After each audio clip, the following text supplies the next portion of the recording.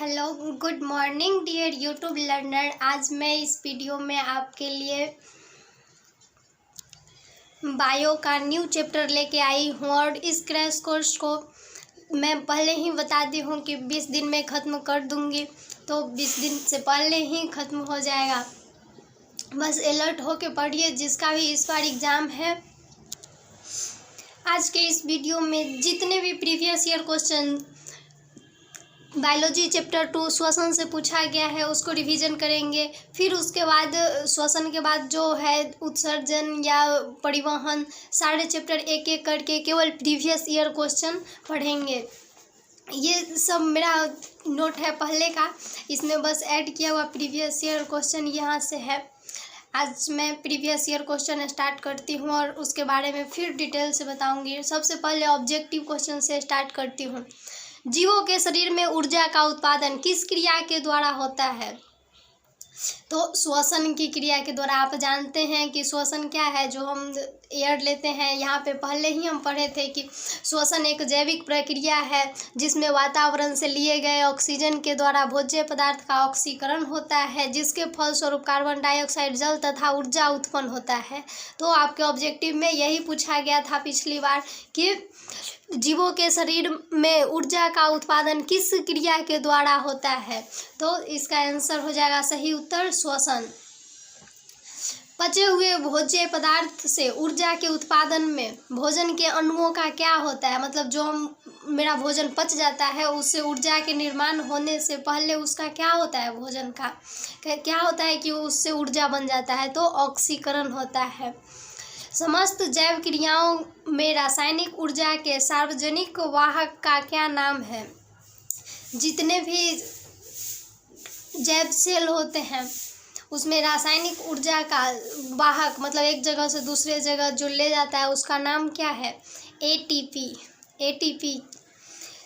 निम्नलिखित में से कौन श्वसन क्रिया के उपरांत करते हैं, उपरांत बनते हैं? मतलब श्वसन क्रिया जब खत्म हो जाता है उसके द्वारा क्या क्या चीज़ का निर्माण होता है? हम जो भी श्वसन में पढ़े थे कि श्वसन खत्म होने के बाद जब ऑक्सीजन भोजन पे क्रिया कर लेता है उसके बाद कार्बन डाइऑक्साइड, जल एवं ऊर्जा का निर्माण होता है। जो कार्बन डाइऑक्साइड और जल हम छोड़ देते हैं एटमॉस्फेयर में और ऊर्जा का यूज करते हैं किसी काम को संचालित करने के लिए। ठीक है, नेक्स्ट क्वेश्चन। ग्लूकोज कितने कार्बन से बना होता है? ग्लूकोज कितने कार्बन होता है? तो आप जानते हैं कि ग्लूकोज का फॉर्मूला होता है C6H12 और O6। तो C का कितने परमाणु है, कार्बन कितना है? 6। तो इसका आंसर सही हो जाएगा 6। किस क्रिया के द्वारा ग्लूकोज के एक अणु से 2 अणु पायरुवेट का निर्माण होता है? तो ग्लूकोज के एक अणु 2 अणु में किस क्रिया के द्वारा बदल जाता है? तो अवायवीय श्वसन क्रिया के द्वारा। आप पढ़े होंगे श्वसन चैप्टर पहले कि श्वसन कितने प्रकार के होते हैं। तो श्वसन 2 प्रकार के होते हैं, वायवीय श्वसन और अवायवीय श्वसन। वायवीय श्वसन जिसमें जो वायु की उपस्थिति में होता है और अवायवीय श्वसन जो वायु की अनुपस्थिति में होता है। तो इस प्रकार का क्वेश्चन आपके एग्जाम में पूछा जाएगा। किस क्रिया के द्वारा ग्लूकोज के एक अणु से 2 अणु पायरुवेट का निर्माण होता है? अवायवीय श्वसन क्रिया के द्वारा। अगला क्वेश्चन। ऑक्सीजन की अनुपस्थिति में पायरुवेट से इथेनॉल एवं CO2 बनने की क्रिया क्या कहलाती है? तो किण्विन कहलाती है। मतलब किण्विन वह प्रक्रिया है जिसमें ऑक्सीजन अनुपस्थित रहता है। ये पायरुवेट से इथेनॉल और CO2 का निर्माण होता है इस अभिक्रिया में। आगे क्वेश्चन। निम्नलिखित में से किसमें किण्विन क्रिया होती है? तो और सारा ऑप्शन था और सही आंसर ईस्ट होगा। ईस्ट में किण्विन की अभिक्रिया होती है। ईस्ट में क्या होता है कि पायरुवेट से इथेनॉल और CO2 बनता है, मतलब ऑक्सीजन की अनुपस्थिति में होता है, इसीलिए ईस्ट में अवायवीय श्वसन होता है। क्योंकि इसमें किण्विन होता है, तो किण्विन हम जानते हैं कि ऑक्सीजन की अनुपस्थिति में होता है, इसीलिए इसमें अवायवीय श्वसन होता है। बहुत ज़्यादा चलने या दौड़ने से हमारी मांसपेशियों में कंप तथा तकलीफ क्यों आता है? जब हम बहुत तेज़ी से दौड़ते हैं या बहुत ज़ोर से ज़्यादा चलते हैं तो हमारी मांसपेशी में लैक्टिक अम्ल जम जाता है, जिसके कारण लैक्टिक अम्ल के जमने के कारण हमें हमारे मांसपेशियों में दर्द होने लगता है या हमें तकलीफ होता है। अगला क्वेश्चन, पाइरूवेट का पूर्ण ऑक्सीकरण कहाँ होता है? पाइरूवेट पूर्ण रूप से कहाँ पे पचता है? माइटोकॉन्ड्रिया में। ऑक्सीजन युक्त वायु वायुमंडल से पौधे में किन अंगों द्वारा प्रविष्ट करता है? मतलब जो ऑक्सीजन रहता है वो वायुमंडल से पौधा में कैसे जाता है? जब उस पौधों में श्वसन होता है तो ये तो हम जानते हैं कि जब पौधे में प्रकाश संश्लेषण होता है तो उसमें कार्बन डाइऑक्साइड जाता है पत्तियों में, लेकिन ये ऑक्सीजन कैसे जाता है श्वसन के लिए? तो रंध्रों के द्वारा, वात रंध्रों के द्वारा और अंतर कोशिकीय स्थानों द्वारा। बहुत इम्पोर्टेंट क्वेश्चन है, इसको ज़रूर रट जाओ जो भी इस बार एग्ज़ाम दे रहे हो मैट्रिक का। पौधों में श्वसन किस क्रिया के द्वारा होता है? पौधों में श्वसन जड़, तना एवं पत्ती के द्वारा होता है। जंतुओं की अपेक्षा पौधों की श्वसन की गति होती है धीमी। आदमी मनुष्य से धीमी गति से पौधा श्वसन करता है, मतलब सांस लेता है। टिड्डा तथा तिलचट्टा में श्वसन निम्नांकित किसके द्वारा होता है? ट्रैकिया के द्वारा। तिलचट्टा और टिड्डा में ट्रैकिया पाया जाता है जिससे उसमें श्वसन होता है। किस जंतु में श्वसन गैस का आदान प्रदान रक्त और जल के बीच विसरण के द्वारा होता है? तो मछली में। रक्त और जल में विसरण होता है मछली में, तो उसमें श्वसन गैसों का आदान प्रदान हो जाता है, क्योंकि जल में ही वो सांस लेता है मछली। जल में जो ऑक्सीजन रहता है वही उसके अंदर जाता है और उसी से वो सांस लेता है। निम्नांकित में से किस जंतु में श्वसन फेफड़े के द्वारा होता है? कछुआ में। मनुष्य में नासिका वेशम का छोटा अग्रभाग जिसमें बाह्य नासिका छिद्र खुलता है क्या कहलाता है? प्रकोष्ठ या प्रखान। अगला क्वेश्चन है, निम्नलिखित में से कौन सीधे वायु कोश या एल्वियोले में खुलता है? वायु कोष्ठिका वाहिनियाँ। वायु कोष्ठिका वाहिनियाँ याद कर लो इसको, ये भी इम्पोर्टेंट क्वेश्चन है। निम्नांकित में कौन सी रचना वक्ष गुहा को उदर गुहा से अलग करता है? डायफ्राम। डायफ्राम एक ऐसा संरचना है जो हमारे वक्ष गुहा को उदर गुहा से अलग करता है। ऊपर और नीचे सब अलग अलग इसी की वजह से हो जाता है। आगे का क्वेश्चन,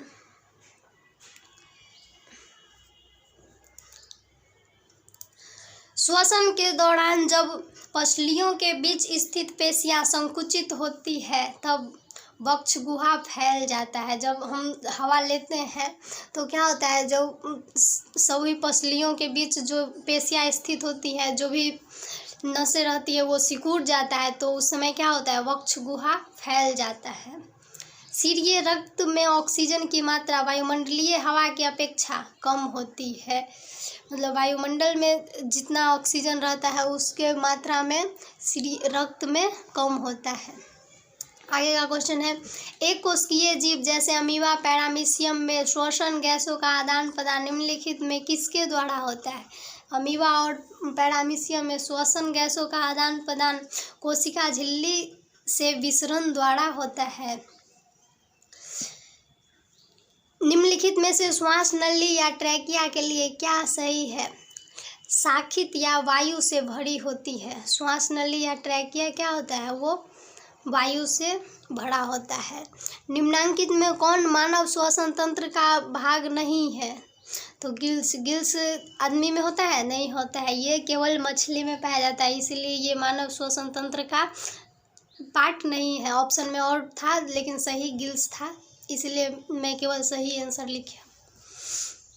मनुष्य में बाह्य नासिक छिद्र भीतर की ओर कहाँ खुलती है? मनुष्य में बाह्य नासिक छिद्र भीतर की ओर कहाँ खुलती है? नासिका वेशमों में। मनुष्य में कुछ निम्न स्तनधारियों की अपेक्षा सूंघने की क्षमता कम होती है, क्यों? घ्राणा क्षेत्र अत्यंत छोटा होता है मनुष्य में। और कुछ ऐसा जानते होंगे कि कुछ ऐसा जानवर होता है जो सूंघ के बहुत जल्दी कुछ चीज़ का पता लगा लेता है, बहुत सारे कीड़े मकोड़े भी, लेकिन मनुष्य में उससे कम होता है क्योंकि ये घराना क्षेत्र मनुष्य का छोटा होता है। नासिका वेशम के दीवार जो टेढ़ी मेढ़ी घुमावदार प्लेटों के तरह होती है क्या कहलाती है? कांची। मनुष्य में ट्रैकिया की लंबाई कितनी होती है? 11 सेंटीमीटर। मनुष्य में ट्रैकिया की लंबाई 11 सेंटीमीटर होती है। आगे का क्वेश्चन है, मनुष्य के दाईं और बाईं नासिका वेश्म डैश के द्वारा एक दूसरे से पृथक होता है? तो नासा पट्टिका के द्वारा। मनुष्य के नाक में जो अलग अलग रहता है नासिका वेश्म, वो किसके द्वारा अलग होता है? नासा पट्टिका के द्वारा। श्वसन एक उपचयी क्रिया है। श्वसन एक कैसी क्रिया है? उपचयी क्रिया है। श्वसन प्रक्रम में ग्लूकोज का क्या होता है? ऑक्सीकरण होता है। जब ऑक्सीजन हम सांस लेते हैं तो वो क्या करता है? ऑक्सीजन जो भोजन के साथ अभिक्रिया करता है उसको ऑक्सीकरण कहते हैं। वही श्वसन प्रक्रम में ग्लूकोज का ऑक्सीकरण होता है, ग्लूकोज टूटता है। श्वसन में के ऑक्सीकरण की क्रिया डैश में संपन्न होती है। ये ऑक्सीकरण की क्रिया होती है जो कहाँ होती है? माइटोकॉन्ड्रिया में। कीटों के रक्त में होम्योग्लोबिन या उसके जैसा श्वसन रंजक नहीं होता है। हम लोग में क्या होता है? रक्त में होम्योग्लोबिन होता है जिसके कारण रक्त का रंग लाल होता है, लेकिन कीटों के रक्त में होम्योग्लोबिन नहीं होता है। मनुष्य में गिल्स एक चपटी थैली में होती है जिसे गिल कोष्ठ कहते हैं। आगे अब अति लघुत्तरीय क्वेश्चन, वैसा क्वेश्चन जो 1 नंबर में पूछा जाता है लेकिन इसमें ऑप्शन नहीं दिया रहता है, वो पूछा गया क्वेश्चन है कुछ मेरे पास इस चैप्टर का, श्वसन चैप्टर का। ऑक्सीजन की अनुपस्थिति में ग्लूकोज के ऑक्सीकरण को क्या कहते हैं? अवायवीय श्वसन, क्योंकि ऑक्सीजन की अनुपस्थिति है। ऑक्सीजन की उपस्थिति में ग्लूकोज के ऑक्सीकरण को क्या कहते हैं? वायवीय श्वसन, क्योंकि ऑक्सीजन उपस्थित है। कोशिकीय ईंधन किसे कहते हैं? ऐसे पदार्थ जिसके ऑक्सीकरण से ऊर्जा निकलता है उसे कोशिकीय ईंधन कहते हैं। जैसे ग्लूकोज का ऑक्सीकरण से ऊर्जा निकलता है तो उसको कोशिकीय ईंधन कहेंगे। संपूर्ण श्वसन की क्रिया के 2 चरणों का नाम लिखिए। तो पूरे श्वसन में क्या होता है? वायवीय श्वसन और अवायवीय श्वसन। इसका आंसर संपूर्ण श्वसन के 2 चरणों के नाम प्रश्वास और अच्छ्वास होगा। इसका सही आंसर होगा ये प्रश्वास और अच्छ्वास, क्योंकि क्या होता है मनुष्य में जो श्वसन होता है वो 2 चरणों में पूर्ण होता है। एक बार जब सांस लेता है हम लोग और एक बार जब सांस छोड़ते हैं। तो लेने की प्रक्रिया को प्रश्वास और छोड़ने की प्रक्रिया को अच्छ्वास कहते हैं। इसलिए इसका आंसर प्रश्वास और अच्छ्वास होगा। इसमें ऑप्शन नहीं रहता है। ये 1 नंबर का वैसा क्वेश्चन रहता है कुछ जो बिना ऑप्शन का रहता है। श्वसन जीवों के लिए अनिवार्य है, क्यों? तो ऊर्जा की उत्पत्ति के लिए भोजन का ऑक्सीकरण आवश्यक है जो ऑक्सीजन की उपस्थिति में होता है, जो ऑक्सीजन हमें श्वसन की क्रिया के द्वारा होती है। इसीलिए श्वसन हम लोग के लिए अनिवार्य है। आगे का क्वेश्चन है, श्वसन को 2 चरणों में किसके आधार पर बांटा गया है? तो श्वसन को 2 चरणों में बांटा गया है, सांस लेने और छोड़ने के आधार पे। अभी जो बोले थे कि सांस लेने की प्रक्रिया को प्रश्वास और छोड़ने की प्रक्रिया को उच्छ्वास कहते हैं। तो वो किसके आधार पर बांटा गया है? सांस लेने और छोड़ने के आधार पर। आगे का क्वेश्चन है, श्वसन की प्रक्रिया में उत्पाद के रूप में क्या मुक्त होता है? श्वसन की प्रक्रिया में उत्पाद के रूप में CO2, H2 और ऊर्जा मुक्त होता है। अवायवीय श्वसन किसे कहते हैं? अवायवीय श्वसन की क्रिया वायु की अनुपस्थिति में होता है जो कोशिका झिल्ली के अंदर कोशिका द्रव में होता है। वायवीय श्वसन की अभिक्रिया किस स्थिति में होता है? वायवीय श्वसन की अभिक्रिया वायु की उपस्थिति में होता है और अवायवीय वायु की अनुपस्थिति में होता है। वायवीय श्वसन की अभिक्रिया किस स्थिति में होता है? वायु की उपस्थिति में। आगे पाइरूवेट की पूर्ण ऑक्सीकरण किस चरण में होता है? तो वायवीय श्वसन में। जब वायवीय श्वसन में ऑक्सीजन मिलता है तो ऑक्सीजन की उपस्थिति में ही ना पूर्ण श्वसन होगा। आगे है, पौधों में श्वसन गैसों का आदान प्रदान किस अभिक्रिया द्वारा होता है? तो विसरण की क्रिया द्वारा। अमीबा तथा पैरामीशियम में श्वसन शरीर की कौन से संरचना के माध्यम से होता है? कोशिका झिल्ली के माध्यम से। मछली में श्वसन अंग का नाम लिखें। मछली में श्वसन अंग क्या है? गिल। अभी बताए थे कि आगे के ऑब्जेक्टिव में कि कौन सा ऐसा श्वसन अंग है जो मनुष्य में नहीं पाया जाता है, तो गिल। ये गिल मछली में पाया जाता है। स्थलीय कीटों में पाए जाने वाला श्वसन का प्रकार क्या है? ट्रैकिया। कीटों में कीट का श्वसन कैसे होता है? ट्रैकिया के द्वारा। स्थलीय कीट तथा मनुष्य के श्वसन अंगों के नाम लिखें। स्थलीय कीट और मनुष्य के श्वसन अंग क्या है? तो स्थलीय कीट का ट्रैकिया और मनुष्य का, स्थलीय कीट का श्वसन अंग ट्रैकिया, जबकि मनुष्य का श्वसन अंग क्या है? फेफड़ा। इसका सही आंसर होगा। आगे का क्वेश्चन है, वर्टिब्रेटा के दो ऐसे वर्गों के नाम लिखे जिसमें श्वसन केवल फेफड़े द्वारा होता है। 9th क्लास में आप पढ़े होंगे वर्टिब्रेटा। ये क्लासिफिकेशन में एक वर्टिब्रेटा को क्लासिफाई किया गया है। तो वर्टिब्रेटा के अंतर्गत आने वाला स्तनधारी वर्ग और पक्षी वर्ग ऐसा वर्ग है जिसमें श्वसन की क्रिया फेफड़ा द्वारा संपन्न होता है। ठीक है। आगे का क्वेश्चन है, मनुष्य में श्वसन क्रिया में प्रयुक्त संपूर्ण अंगों के नाम लिखे। तो मनुष्य के श्वसन क्रिया में जितने भी प्रयुक्त अंग हैं, नासिका छिद्र मतलब नाक, फिर नाक का जो छिद्र है वो, स्वर यंत्र, श्वास नली और फेफड़ा, ये सब संपूर्ण अंग है जो हमारे सांस लेने में मदद करते हैं। पचे हुए भोज्य पदार्थ से ऊर्जा का उत्पन्न किस क्रिया के द्वारा होता है? ऑक्सीकरण क्रिया के द्वारा। ईस्ट में पायरुवेट से इथेनॉल किस क्रिया के द्वारा बनता है? किण्विन क्रिया के द्वारा।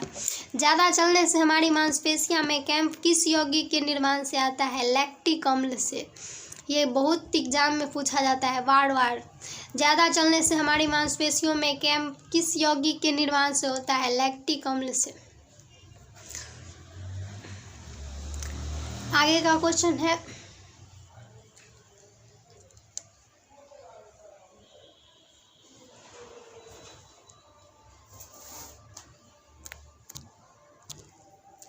श्वसन के प्रथम चरण में बने पायरुवेट का पूर्ण ऑक्सीकरण कहाँ होता है? माइटोकॉन्ड्रिया में।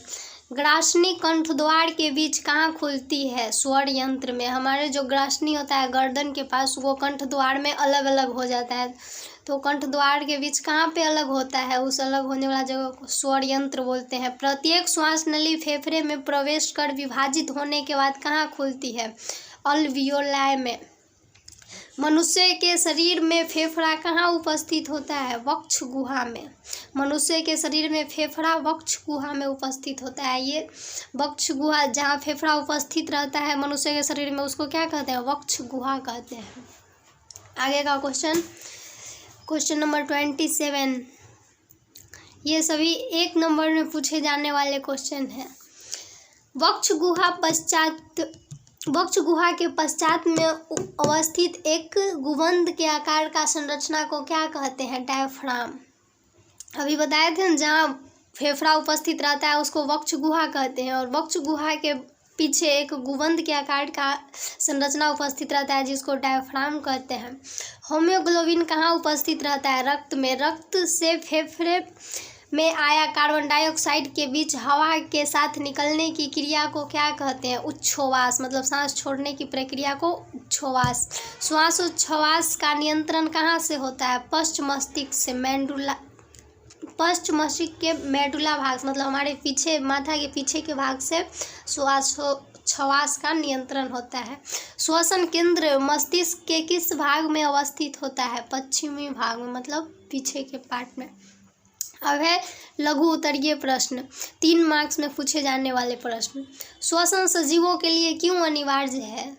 ये VVI क्वेश्चन है श्वसन चैप्टर का। अगर इस चैप्टर से कोई क्वेश्चन आता है तो एक श्वसन क्यों आवश्यक है या श्वसन का परिभाषा लिखें, 2 क्वेश्चन, और नहीं तो वायवीय श्वसन अवायवीय श्वसन में अंतर लिखने के लिए। ज़्यादातर यही क्वेश्चन इस चैप्टर से आता है।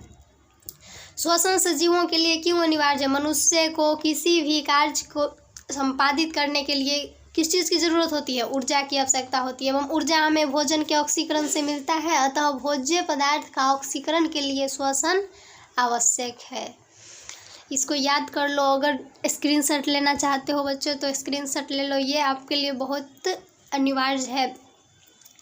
श्वसन की परिभाषा। श्वसन एक उपचय क्रिया है जिसमें वातावरण से लिए गए ऑक्सीजन द्वारा भोज्य पदार्थ का ऑक्सीकरण होता है। मतलब भोज्य पदार्थ जो भी हम खाते हैं उसका ऑक्सीकरण होता है, वो टूटता है, जिसके फलस्वरूप जल, ऊर्जा और CO2 निकलता है। मतलब भोजन टूट के क्या बनाता है? जल बनाता है, ऊर्जा बनाता है और कार्बन डाइऑक्साइड बनाता है। जो हमारे बॉडी से जल और कार्बन डाइऑक्साइड निकाल दिए जाते हैं, जबकि ऊर्जा का यूज हम लोग किसी काम को करने में कर लेते हैं। आगे का क्वेश्चन है, संपूर्ण श्वसन की प्रक्रिया को समीकरण से दर्शाइए। तो पूरे श्वसन में क्या होता है? हमारे बॉडी में जो हम खाना खाते हैं उससे ग्लूकोज प्राप्त होता है, C6H12O6 ये ग्लूकोज है, और जो हम श्वसन की क्रिया में सांस लेते हैं उससे हमें ऑक्सीजन मिलता है। उसके बाद ये दोनों अभिक्रिया करके टूट के क्या बनाता है?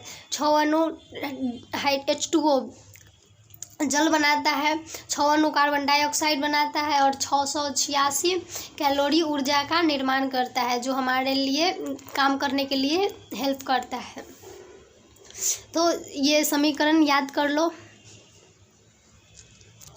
आगे का क्वेश्चन है, ग्लूकोज के आंशिक ऑक्सीकरण से किस किस यौगिक का निर्माण होता है? तो इसमें था ग्लूकोज का ऑक्सीकरण पूरा हुआ था तो जल, कार्बन डाइऑक्साइड और ऊर्जा का निर्माण हुआ था। लेकिन पूरा ऑक्सीकरण जब नहीं होता है तो इथाइल अल्कोहल, कार्बन डाइऑक्साइड और लैक्टिक अम्ल का निर्माण होता है, जिससे कि भोजन सही से नहीं पच पाता है और ये लैक्टिक अम्ल हानिकारक होता है। आगे का क्वेश्चन, लगातार दौड़ने से मांसपेशी में क्यों दर्द होने लगता है? ये तो हम बता ही दिए हैं कि लैक्टिक अम्ल जम जाता है जिसके कारण दर्द होता है। किण्विन किस प्रकार का अभिक्रिया है? तो किण्विन अवायवीय श्वसन अभिक्रिया है। श्वास नली या ट्रैकिया क्या है? तो ये श्वास नली 11 सेंटीमीटर लंबा होता है जिसका व्यास 16 मिलीमीटर होता है। इसका दीवार उपास्थि के बना होता है जो इसे सिकुड़ने नहीं देता है। ट्रैकिया नीचे की ओर 2 शाखाओं में बंट जाता है जिसे श्वास निकाय कहते हैं। यही है ट्रैकिया या श्वास नली का परिभाषा। कभी कभी ये पूछा जाता है लेकिन ये उतना ज़्यादा इम्पोर्टेंट नहीं है जितना पीछे का क्वेश्चन सब था। अब ये ऑब्जेक्टिव क्वेश्चन खत्म हुआ है और अति लघु उत्तरीय प्रश्न मतलब 2-3 मार्क्स में आने वाले क्वेश्चन खत्म हुआ। अब क्वेश्चन है इस चैप्टर का दीर्घ उत्तरीय क्वेश्चन है। दीर्घ उत्तरीय इस चैप्टर से 2 या 3 क्वेश्चन पूछे जाते हैं। एक वायवीय और अवायवीय श्वसन में डिफरेंस पूछता है, दूसरा स्थलीय कीटों में श्वसन अंगों की संरचना और उसमें श्वसन की विधि या मछली के श्वसन अंगों का वर्णन करने के लिए देता है। यह है अवायवीय और वायवीय श्वसन में अंतर। वायु के आधार पे वायवीय श्वसन वायु की उपस्थिति में होता है जबकि अवायवीय श्वसन वायु की अनुपस्थिति में होता है। दूसरा, स्थान के आधार पे वायवीय श्वसन माइटोकॉन्ड्रिया में होता है जबकि अवायवीय श्वसन कोशिका द्रव में होता है। तीसरा, ऑक्सीजन के आधार पे वायवीय श्वसन में पचे भोज्य पदार्थ का पूर्ण ऑक्सीकरण होता है जबकि अवायवीय श्वसन में पचे हुए भोज्य पदार्थ का पूर्ण ऑक्सीकरण नहीं होता है। आगे है निर्मित पदार्थ। चौथा अंतर, वायवीय श्वसन के फलस्वरूप H2O मतलब जल, कार्बन डाइऑक्साइड गैस एवं ऊर्जा का निर्माण होता है जबकि अवायवीय श्वसन के फलस्वरूप ethyl alcohol, CO2, carbon dioxide एवं लैक्टिक अम्ल का निर्माण होता है। अंतर्गत आने वाले जीव के आधार पे तो वायवीय श्वसन के अंतर्गत पेड़ पौधा एवं जीव जंतु आता है जबकि अवायवीय श्वसन के अंतर्गत ईस्ट, जीवाणु ये सब आता है। ये जरूर से याद कर ले, वायवीय और अवायवीय श्वसन में अंतर, ये कई बार पूछा गया एग्जाम में। एक और इस चैप्टर से इम्पोर्टेंट क्वेश्चन जो 5 नंबर में पूछे जाते हैं, मछली में श्वसन अंग की रचना का करें तथा श्वसन विधि का वर्णन करें। तो ये मछली का श्वसन अंग कौन कौन है? गिल फ्लैग और गिलवार, जिससे मछली सांस लेता है। और मछली कैसे सांस लेता है इसमें पूरे डिटेल में बताएंगे। और ये 5 नंबर का क्वेश्चन आएगा आपके एग्जाम में, तो आपको ऐसा फिगर बनाना पड़ेगा और मछली का गिल का फिगर जिससे वो सांस लेता है। मछली में श्वसन के लिए एक विशेष अंग होता है जिसे गिल कहते हैं। इसका रचना में क्या है, गिल 2 समूह में उपस्थित होता है जो शीर्ष के बगल में स्थिर होता है। प्रत्येक गिल एक चौड़ी थैली नुमा रचना में स्थित होता है जिसे गिल प्रकोष्ठ कहते हैं। गिल प्रकोष्ठ अंदर की ओर आहार नाल में खुलता है। ये जो इसका आहार नाल है इसमें गिल प्रकोष्ठ खुलता है तथा दूसरी सिरा से बाहरी खुलता है। प्रत्येक गिल प्रकोष्ठ में कई गिल पट्टिकाएं होती है जिसके दोनों ओर लाल रंग के गिल लगे रहते हैं। इसके जितने भी प्रकोष्ठ होते हैं उस सब में कई गिल पट्टिकाएं होती है जिसके दोनों ओर लाल रंग के गिल लगे होते हैं। अब मछली कैसे सांस लेता है इसके विधि के बारे में जानेंगे। तो मछली के सांस लेने का विधि ये है। मछली जल के धारा मतलब जल जो बहते रहता है उसके धारा में व्यलित ऑक्सीजन होता है, मतलब जल में जो ऑक्सीजन घुला रहता है उससे वो अपना शोषण प्राप्त करता है। कैसे वो शोषण करता है, तो मछली के गिल प्रकोष्ठ में जब प्रवेश करता है वो धारा ऑक्सीजन के साथ पानी, तो क्या होता है ऑक्सीजन विसरण क्रिया के द्वारा रक्त में चला जाता है। तो जितने भी ऑक्सीजन उस पानी में रहता है वो विसरण के द्वारा उसके बॉडी में चला जाता है। और वो विसरण आप पढ़े होंगे, जब ये पढ़े होंगे कि चना क्यों फूलता है या किशमिश क्यों फूल जाता है उसमें, तो जाने होंगे कि वो विसरण कैसे होता है। उसी तरह इसके रक्त में भी चला जाता है ऑक्सीजन और रक्त से CO2 जल में विसरित हो जाता है और उसी टाइम रक्त का जो CO2 बना रहता है वो जल में निकल जाता है और इस प्रकार श्वसन गैस का विनिमय हो जाता है। तो ये क्वेश्चन आपके लिए बहुत इम्पोर्टेंट था।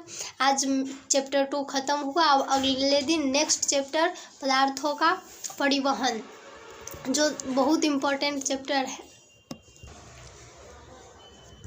पदार्थों का परिवहन चैप्टर 3 में अच्छे से पढ़ेंगे कि क्यों पदार्थों का परिवहन कैसे होता है, हमारे बॉडी में ब्लड एक जगह से दूसरे जगह कैसे पहुंच जाता है, या पौधा में धरती से जल ऊपर उसके छिप तक कैसे पहुंच जाता है। ये सब परिवहन के द्वारा ही संभव होता है। तो जाइलम क्या है, फ्लोएम क्या है, या मनुष्य में रक्त को पहुंचाने के लिए जो ये नस सिरा होता है, ये सब के बारे में पूरे डिटेल से पढ़ेंगे। और जो महत्वपूर्ण इम्पोर्टेंट क्वेश्चन पूछा हुआ है इस चैप्टर का अगला वीडियो में देखेंगे। Thank you class.